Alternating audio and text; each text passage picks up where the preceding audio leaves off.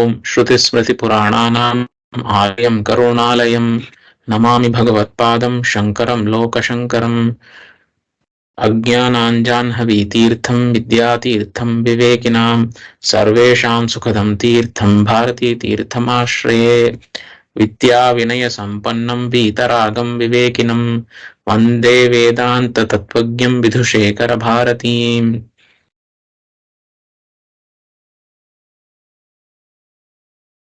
Dear friends, we will proceed along with the discussions regarding Prabodha Sudhakara.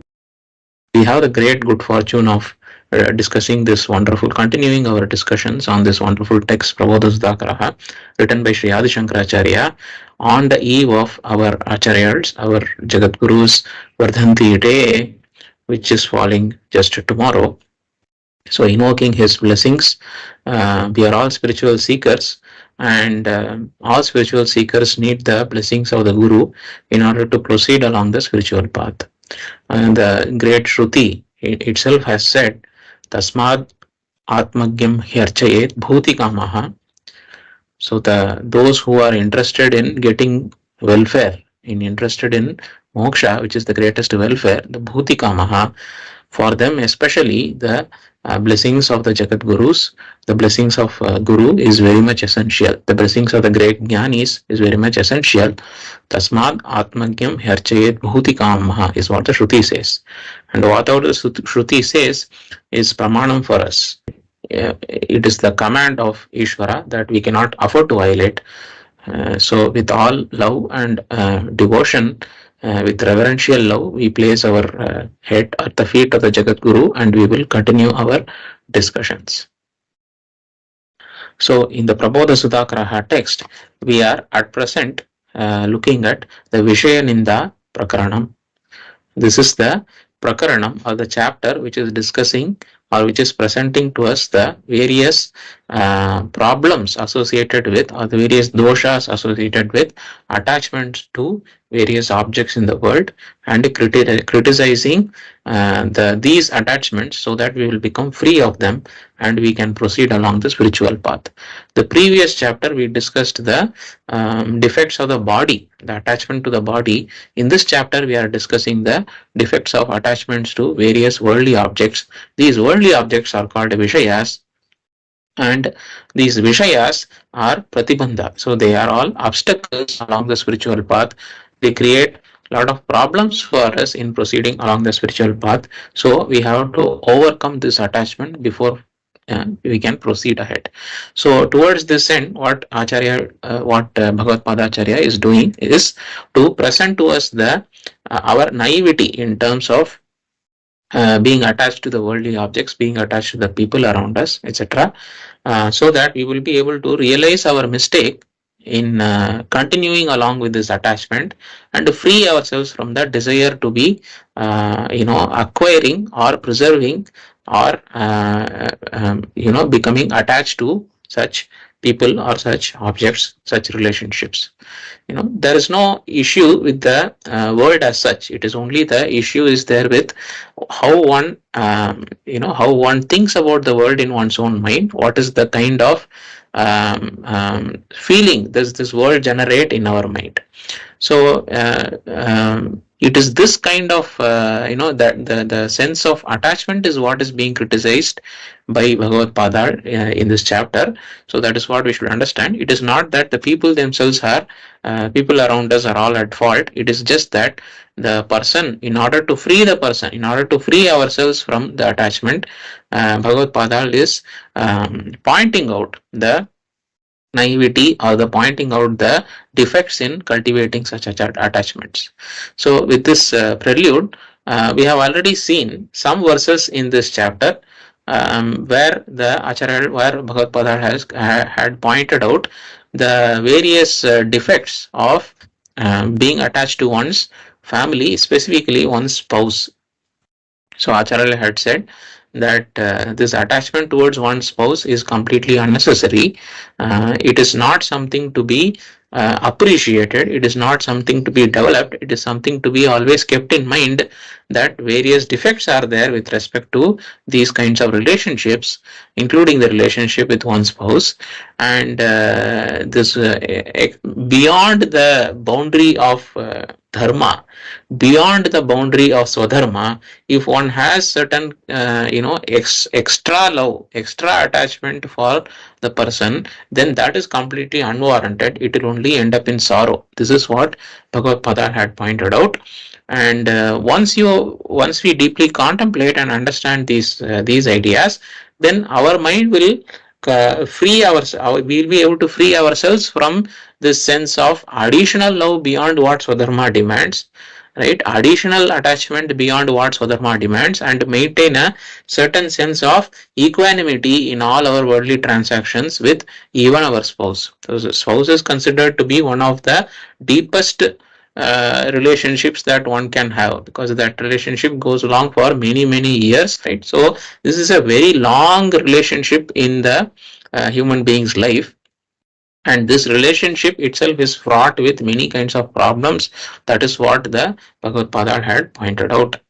So the whole sense of these pointing out these defects is to make us understand that if you keep this attachment in your mind, then the sorrow is the result, and then the problems are the result. So this attachment has to be given up. Swadharma should not be given up. Attachment and over affection, you can say, over attachment, and a sense of feeling that this person belongs to me.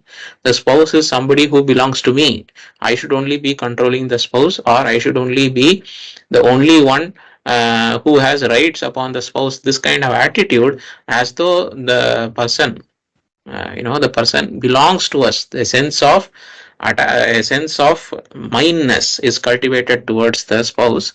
That sense of mindness will always lead into various kinds of problems, right? That is what was pointed out. Now, with this idea in mind, we will continue to discuss the next verses. In the next verses, Acharya is taking up another important relationship which sort of promotes the sense of attachment. That is the relationship with one's child. This relationship is being taken up, and the various aspects of sorrow which result because of attachment in this relationship is pointed out. Now we will proceed discussing this particular set of verses. So this is the 35th verse in Prabodha Sudhakara. Loko naputrasyastīti shrutyasya kaf prabhashito lokah muktis sansaranam va tadanyaloko thava nadhyah. So a sequence of 3 verses are to be discussed together. Sarvepi putra bhajas tan muktau samsritir bhavaya shravanadayopyupaya mrisha bhaveyus tritiyepi tat praptyupaya satvat dvitiya pakshepya putrasya putreshthyadika yaga pravrittaye vedavadoyam. So these 3 verses together present on a certain theme. So the theme which is being taken up in these 3 verses is as follows. So there is a specific verse in the Shastra, in the Shruti, in the Veda, appearing somewhere, which says that the person who doesn't have the putra or the child does not get some loka. So what is this loka which is being talked about? That is the discussion. So what is the verse here? We will see first. Na aputrasya lokaha asti. This is the verse. This is the verse from the Shruti. So what does it mean? There is no loka for the one without a child. That is the verse which is being told. So the discussion here is about this particular verse, understanding its real import. What is the Shruti really intending to say to us, say to the human beings, that the person, if the person doesn't have a child, then this loka is not there. What is the real import of this verse? Right. So now let us understand the meaning of this verse of our text. Loko na putrasya asti iti shrutya asya kaf prabhashito lokaha. Mukti samsaranam va tad anya loko athava nadhyaha.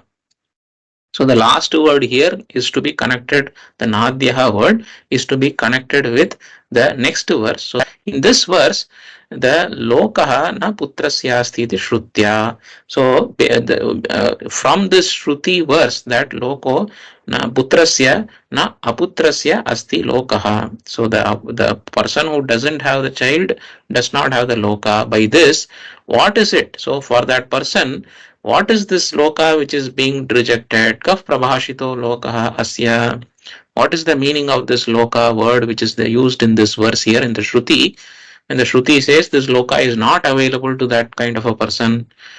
Now three options are being talked about. See, it could be only one of the three options. So the three options are being taken up, and one by one the options will be rejected by Bhagavad Pada.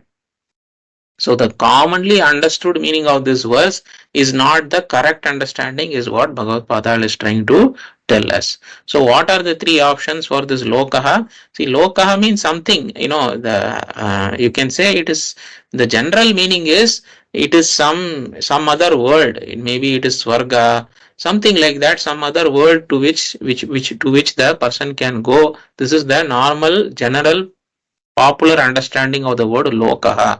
That is here in these three options. That is the third option which is being told. Tad anya loko. Tad anya lokaha athava. So that third line, that anya loko athava. So athava tad anya lokaha. So the apart from these two, which two? The previous two, is it some other loka that is being talked about, some other word that is being talked about like swarga, etc.? Is that the case? Or is it the previous two? What are the two other previous options? Muktihi va. Is it, does lokaha here mean mukti? That is moksha itself. What is moksha? Freedom from birth and death, liberation. That is moksha. Is that moksha being talked about? That's the person who doesn't have a child will not get moksha. Is that the intended meaning of the Shruti? Number one. Number two, is it talking about samsara? That is it talking about coming back into this earth and continuing life as a human being with all kinds of joy and sorrow throughout one's life? Maybe you are born as some kind of a wealthy person in the next janma by giving birth to a child. Maybe you get some, uh, you know, uh, Sujanma, that is some good janma, some happy, lifetime as a human being in the next janma, at least if you have a son or if you have a child. That is what is being talked about here. Is that the intended meaning of the Shruti, that that person will get a better janma next time, again come back to the world and then go through the entire life as human being with joys and sorrows? Samsaranam va, that is the next option. The third option is what I mentioned. Apart from these two, apart from earthly life or muktihi, which is birthless and deathless state, is it the third option, which is some kind of a existence in a higher loka after passing away from this world? Is that the thing which is being talked about here?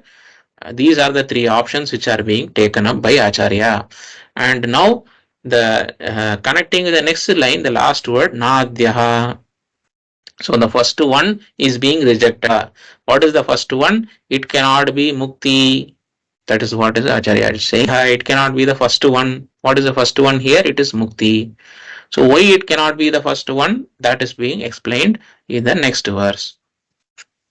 Let us read again. Sarvepi putra bhajastan muktau sansritir bhavati shravanadayopyapupaya mrusha bhaveyus tritiyepi.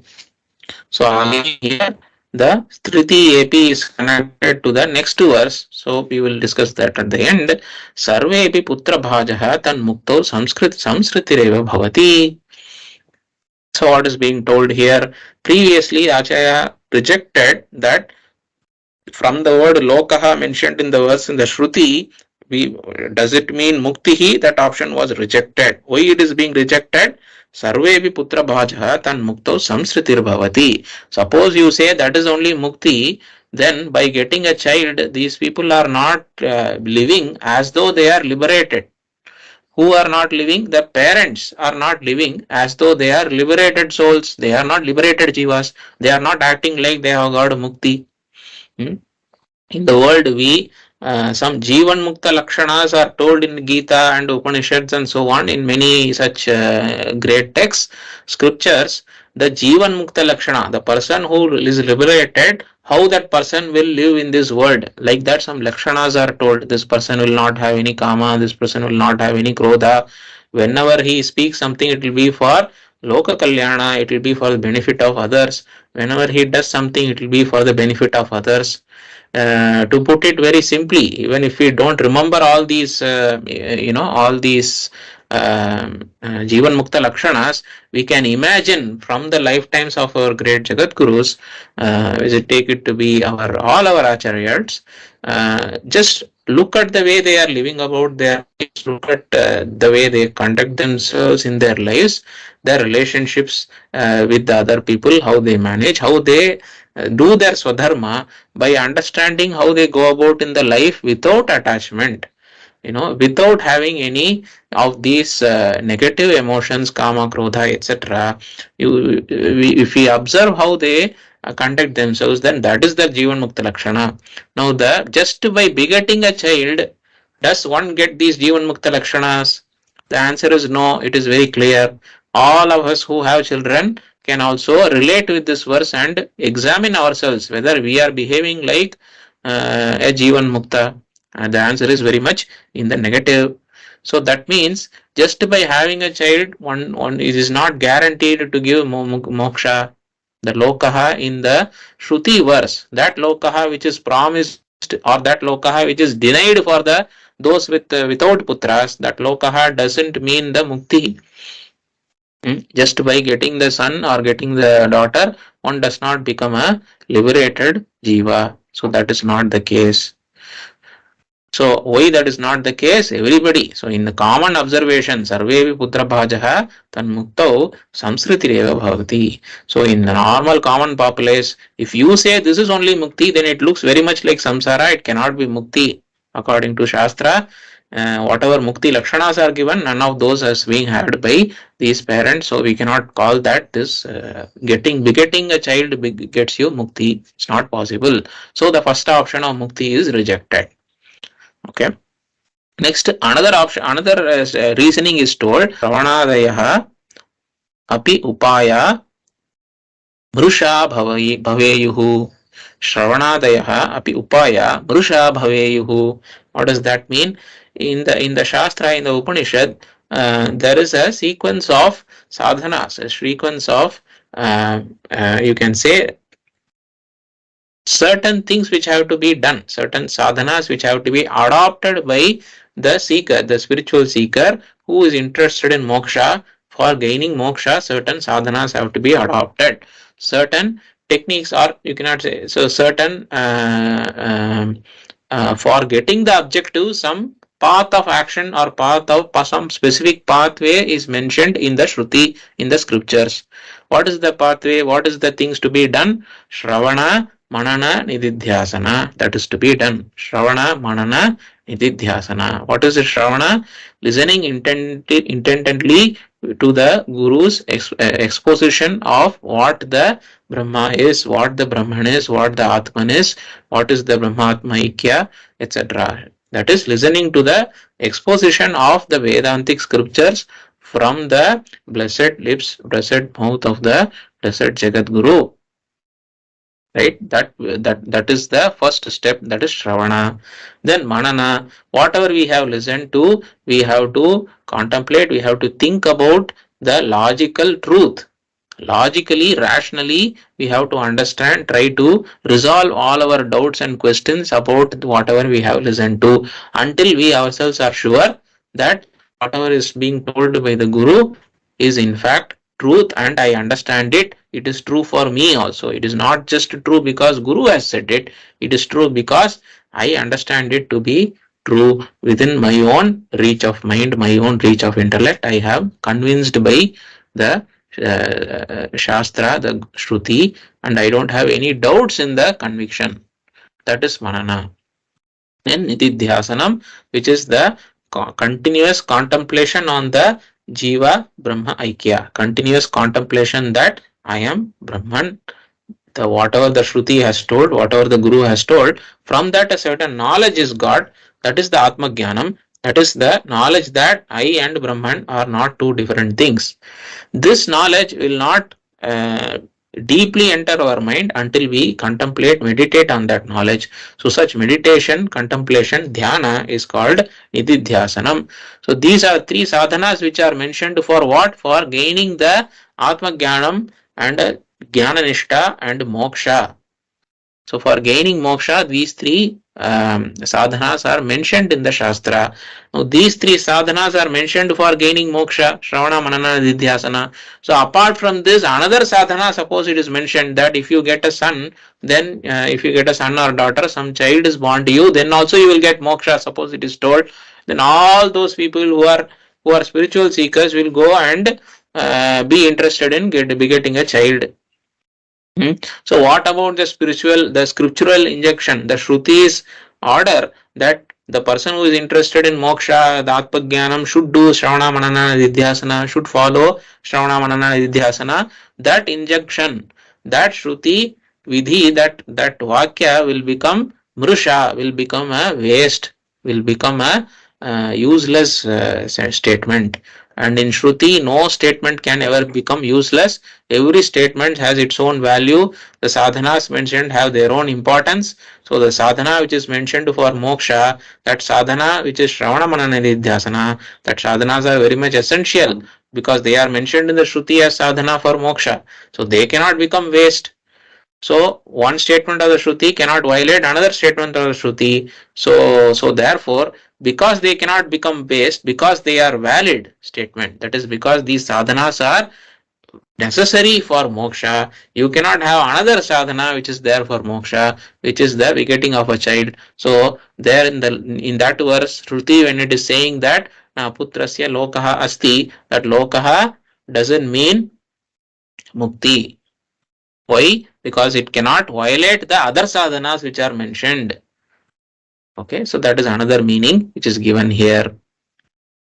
Now, the continuing this discussion, the next verse is presented, which is the Triti AP. Then the third option is also being rejected here. What was the third option? The other lokas.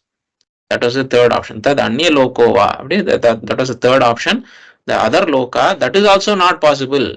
That is also not possible means what? By simply begetting a child, one doesn't get the other lokas. It is not guaranteed. Why it is not guaranteed? So the reasoning is continuing. Let us read. Tat praptyupaya sattva dvitiya pakshe ya putrasya putreshthyadika yaga pravrittaye vedavadoyam. So the second half of the verse here is talking about the real meaning. We will come to that. But let us look at the first half. Tat praptyupaya sattvad. So what is this? This is another reason. Sattvad means it is because of the existence of. Sattvad means because of the existence of what? Tat praptyupaya. Tat praptyupaya, which prapti of what? Prapti of that tritiya thing, which is the loka, the anya loka, that is for the swarga and other lokas. Certain sadhanas are mentioned there also. So it is said, for instance, that the person who is interested in getting a swarga should do some jyotishtoma yajna and so on. So some kind of yajna and yaga will give you some kind of lokas. So if you want to go other lokas, you can perform those yaga yajnas also. So it cannot be guaranteed that verse is actually talking about the loka which that verse is talking about, the aputrasya nasti lokaha, that verse is talking about that loka. That actually means the various other worlds which you can gain, because other sadhanas are mentioned in the scriptures for gaining these other lokas. Again, if only by begetting a child one gets the other lokas, these other sadhanas like jyotishtoma, etc., the various other yajna yagas which is mentioned in the Shruti, those sadhanas will be wasted. They will be wasted. Those verses also will be wasted. So that verse again doesn't mean that by begetting a child one will get swarga. No, that is not the case. So that paksha, that tritiya paksha, that is the third option of various other worlds apart from earthly existence or moksha, So like Swarga, etc.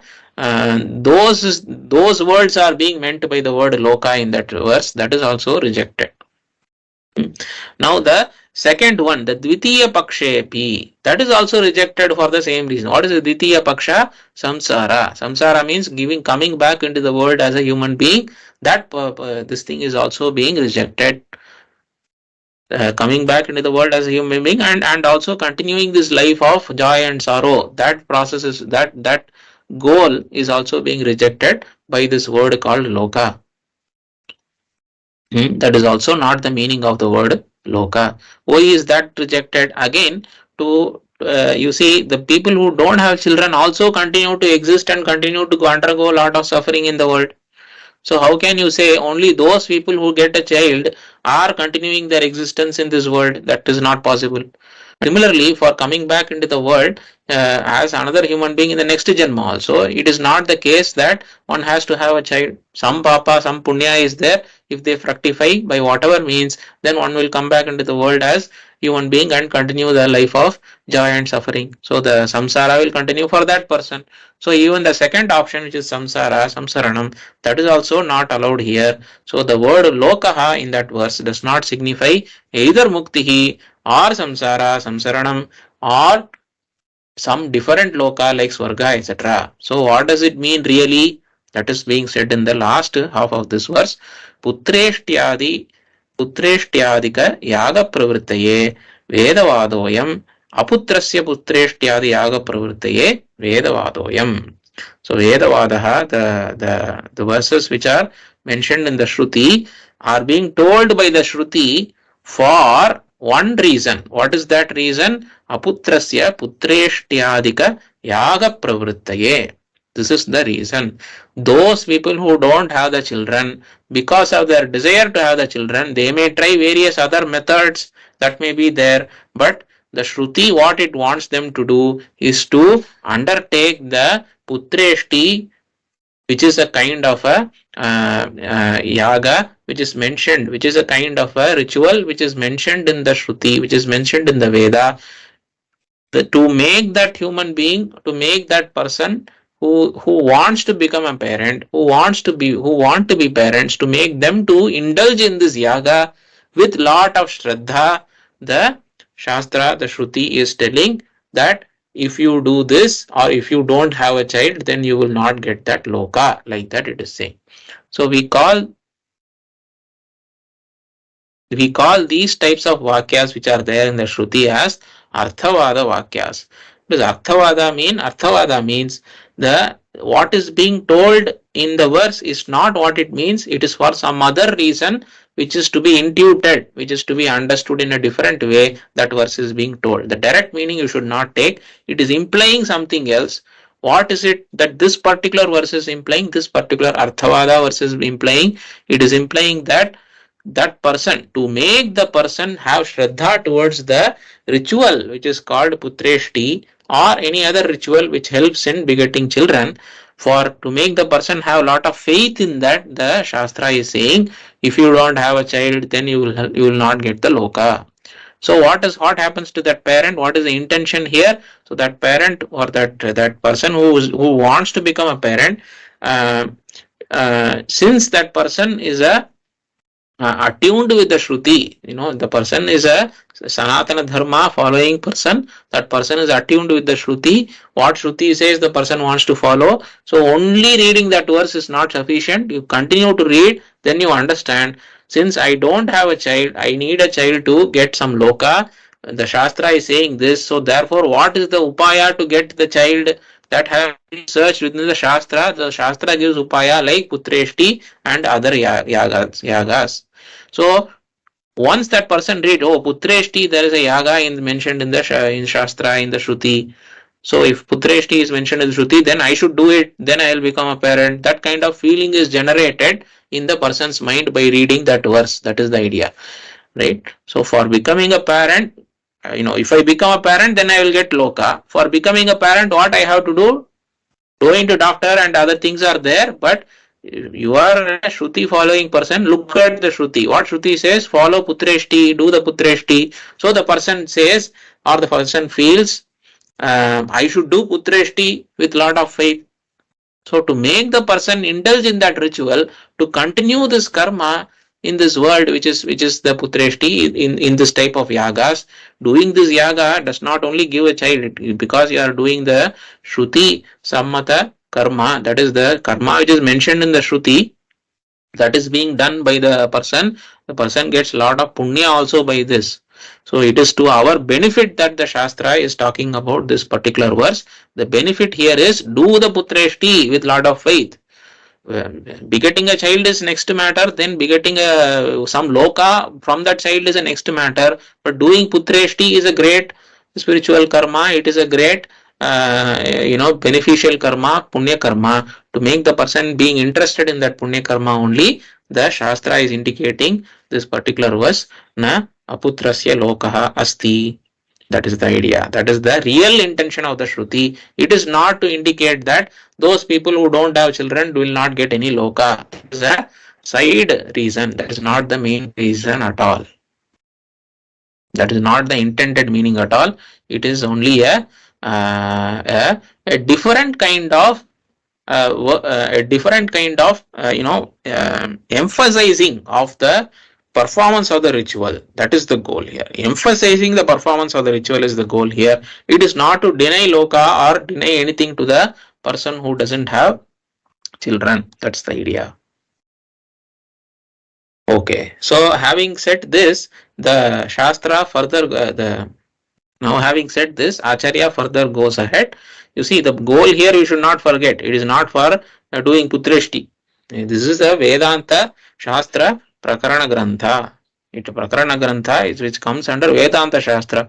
So Vedanta Shastra is not going to tell the Vedanta sadhaka, now you go up and get up and go and beget some children. It's not the goal here. Here the person wants moksha, he has come and sit for moksha. So for the person who wants moksha, Atma Jnanam is the only way, that has been told. For Atma Jnanam, Vairagya is necessary, that has been told. Vairagya means what? Giving up of any desire or attachment for all the worldly things. In that worldly things, sun also comes. So again, you cannot expect the Shastra here, the Prabodha Sudhakara text here to tell the person to go and get children. That's not the point. It is to remove this feeling of if I don't have a child, or if I should desire for a child, that desire itself, the particular verses are trying to remove the desire for getting children itself. That is the goal here. See, Vishaya Ninda Prakaranam it is. We should never forget the desire for worldly things. The Shastra wants us to get rid of. That is the idea. So, first step is, from that Shruti verse, don't believe it is talking about it is forcing you to desire for a child. Like that it is saying. The Acharya has said, the Shruti verse, but just by reading the Shruti verse, don't say that because the Shruti verse is that I should go for getting children. That's not the point. If you desire children, then you have to do putreshti. That is the point. Right? Desiring children is not the intention of that. Making the people desire children is not the intention. If person desire child, then making the person to be desirous of doing the putreshti with shraddha. That is the reason for the previous verse. If the person does not desire a child, then the Shastra keeps quiet there. It doesn't say anything. Do putreshti and all, it cannot say. Right? Okay, so with this understanding, let us go into the next verse. Nana sharira kashtaihi dhanavyayaihi sadhyate putraha utpanna matra putre jivita chinta gariyasi tasya. So here in this verse and in some forthcoming verses, Bhagavad Pada is going to say what are the difficulties in begetting a child, and after begetting a child, more difficulties follow what they are. That is also being talked about. So here, first half of the verse, Nana Sharira Kashtaihi Dhanavyayaihi Sadhyate Putraha. So by undergoing lot of suffering, both mother and father have to undergo lot of suffering to beget a child. That is number one. Then Dhanavyayahi, you have to spend a lot of wealth in first of all begetting a child, then after the child is born, then to make the child grow, again you have to spend a lot of wealth. So by extinguishing or by the vyaya, that is the destruction of wealth only, the children are originated, they are born, they are created. So this both is there. So physical difficulty is also there. Then arthana. So the destruction of the wealth is also there to beget children. That is being talked about. Why these things are being mentioned here? To remove the feeling of I should have a child, I should have a child. That deep feeling which is there with the person, to remove that. Okay. So suppose the children are born already. Suppose the children are born. Then also the worries don't stop. And this verse and the next few verses are talking about that. What kind of worries? Utpanna matra putre jivita chinta gariyasi tasya. So the moment the child is born, suppose the child is born after all these sufferings and destruction of wealth, spending of wealth, etc., the child is born, suppose. Okay. So the joy, the moments of joy is only very short lived. Yes, definitely there is a sense of joy or pleasure which is experienced temporarily, but the moment that joy goes away, only exists only for some moments or some time, and soon after that the majority part of the experience or the majority feeling which is there is whether this child will have good a good life ahead or not. That the worry begins to the parents. This is under all our experience, whether we ourselves have experienced or we have seen our parents experience or some other grandmothers and grandfathers experience. Somebody's experience in our family will be this, and this we would have all seen this, and we can all relate to this statement. Utpanna matra putre, the moment the child is born, jivita chinta gariyasi, tasya jivita chinta gariyasi. A great worry comes into place. What is a great worry? About how this person, how this child is going to survive now in this world. I am surviving with lot of difficulty. I am surviving facing lots of challenges, health challenges, monetary challenges, economic challenges, then relationship challenges, career level challenges. What are all the challenges I am facing? The same the kinds of challenges, even more in the future, may be faced by the children. So whether the child will be able to manage, whether the child will be able to come up in this world or not, come up well in this world or not, such a kinds of worries start to come into the picture.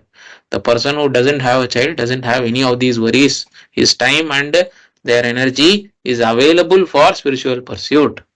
Whereas the person who is indulging in all these desires naturally begets the fruit of the desire, which is more and more worries, and the person's time and energies is not available for the spiritual pursuit. So make yourself available for the spiritual pursuit by giving up desires. That is what the Acharya's intention is. So let us continue with the next verse. Jivan api kim murkha prajñah kim va sushila bhag bhavita जारश्चौरः पिशुनः पतितो द्यूतप्रियः क्रूरः. Some difficult verses, so some people can relate to this more, unfortunately. So what is that? Jivan kim murkaha. Suppose the person lives for long. Jivan so jivita chinta, first of all, surviving as being alive in this world or not. Will this child continue have a long life ahead or not? That is the first worry. First worry is whether long life, right?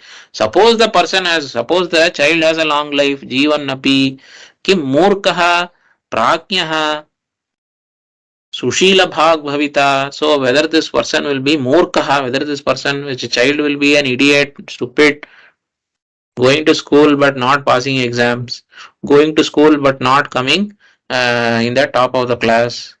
This is very commonly experienced in our circles, right? Especially in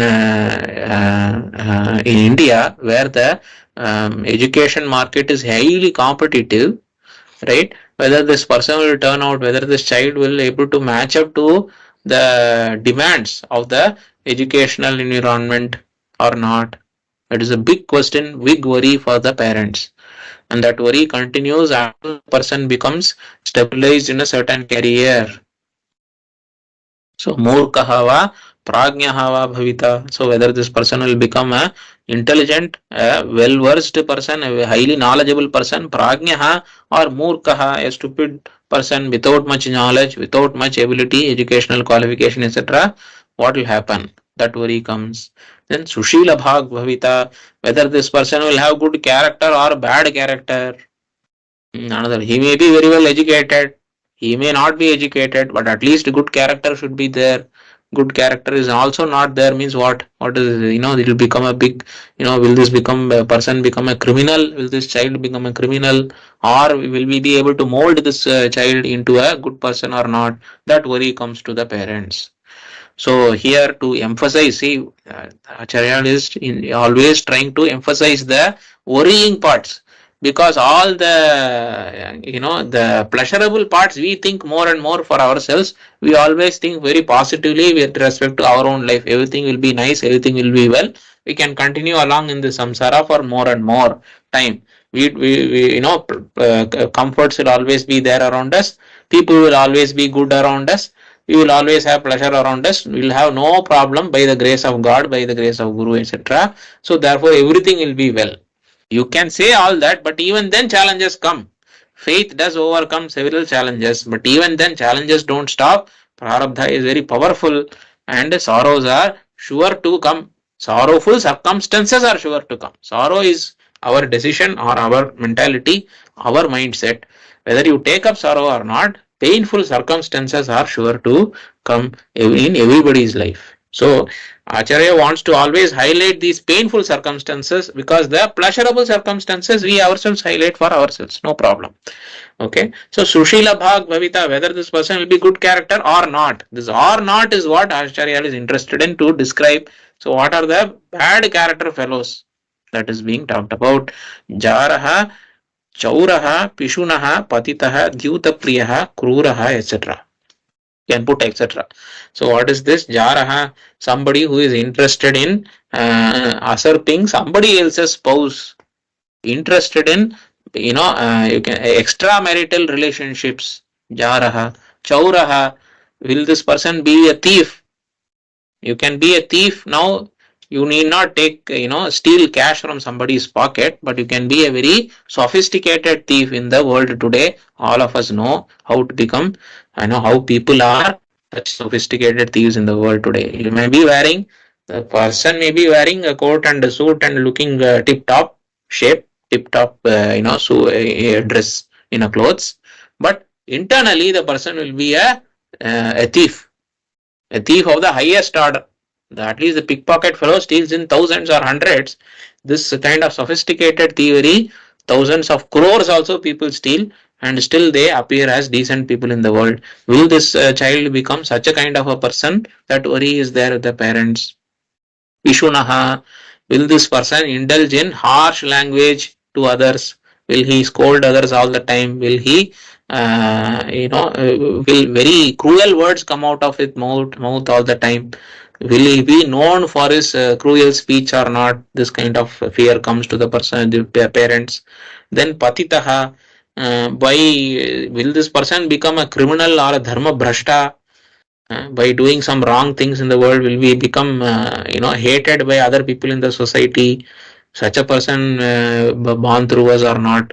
That kind of worries come to the parents. Then dyuta priyaha, he may be good with respect to other things, but he has this one small problem, sir. What is the problem, sir? He is given to gambling. Some drinking and gambling, that is the only defects the child has. Will any parent be happy with this? No. So the parents worry about this also. Will my son or daughter become addicted to certain kinds of addictions? Then kruraha, will this person be a cruel person? Cruel person by action. Cruel person by words was told before. No, cruel person by action. You may be talking in a nice language. You may be free from all other vices, but the way you handle other people may be very, very cruel. Right? So is such a person born to us? Parents may worry. Will this child grow up to be such a person? Parents may worry. So these kind of worries come to the parents. So let us conclude our discussion today with this verse.